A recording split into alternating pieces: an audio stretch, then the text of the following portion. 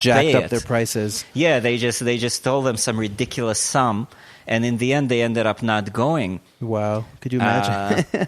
And Paul McCartney, interestingly enough, when he was interviewed about that, he said at the time he still said that they're planning on going to record something else, but they never went. They ended up just recording. They found their sound in London. Yeah, but interestingly, yeah, they were aiming for that sound. When you're talking about Revolver, you also have to kind of take into account the singles that immediately preceded it, right? Because they were working on all that stuff at the same time. Those were just released earlier.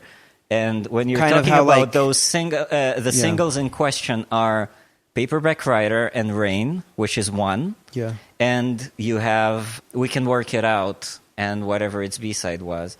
I don't remember. Me neither. Almost like Strawberry Fields, Penny Lane, as like a lead up into Sgt. Pepper. Yeah, of course, yes. And when you're talking about Rain and Paperback Writer, you can hear that the sound of those recordings is drastically different from anything they have recorded before. First of all, the bass is up front. That is the first time that they put the bass up front. In all the previous records, they actually wanted to have the bass drive the songs more, and they were forbidden by the Abbey Road engineers. They would tell them, "No, we can't do that. This is against regulations. The needle cannot go in the red. That kind of stuff." Right.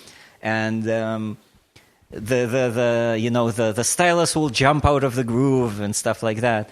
And finally, when they were recording those two songs, the story goes that they came in and they basically showed them Motown recordings with the bass driving the song, and then they told them, "We want you to make it sound like this.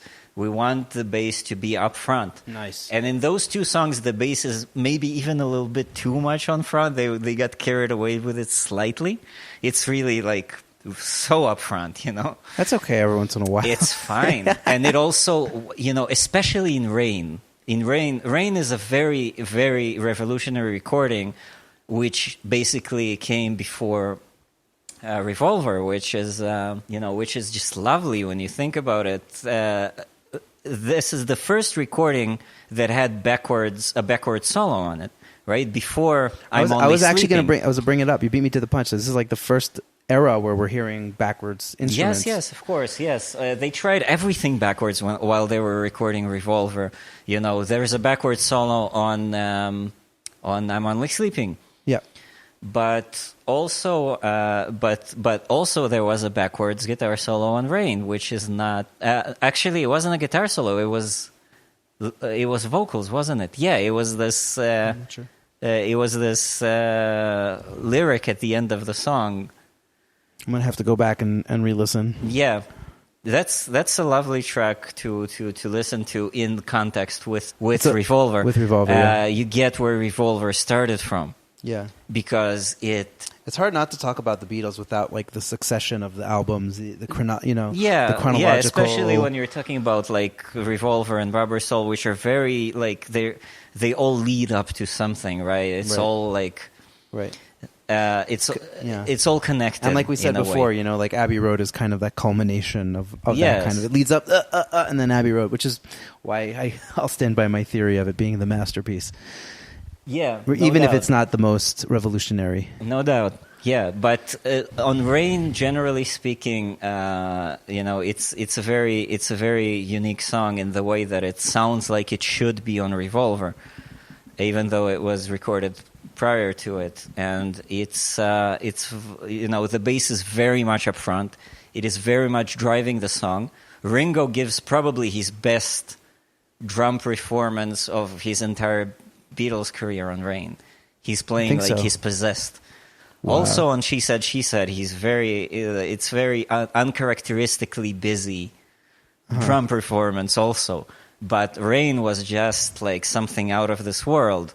Right, he's playing the the breaks together with the bass and everything, just, it's so locked in and so groovy, so funky, that recording is, The influence of Motown just gives people their funk. That's no doubt about it, yeah. Wow. So that sound-wise, Revolver is a lot closer, a lot more in your face, because they were in the driving seat by then, Still not 100% in the driving seat, because the American release of Revolver was butchered completely by Capitol. They took out She Said, and Your Bird Can Sing, and I'm Only Sleeping, I think, and then they shoved those 3 tracks onto like an EP that came out a few months after, to just cash grab the audience for another few bucks. Thank you, capitalism. Yeah, well, they're called Capital. What are you going to do?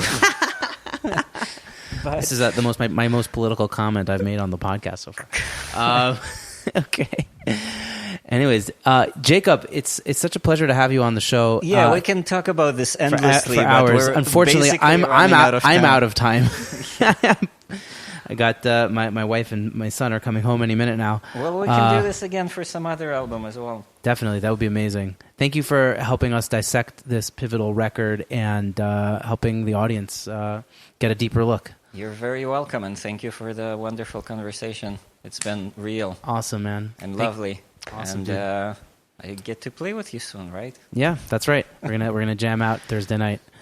So I'll put links in the show note to the music we discussed, and a link to find Jacob on Facebook, I think, or wherever's good. Yeah, sure. Facebook and my YouTube channel. And his YouTube channel? My stuff that I do on my YouTube channel. Absolutely. So I'll put links to all of that, and you can find out a bit more about Jacob. And thank you so much for joining us. It's been awesome.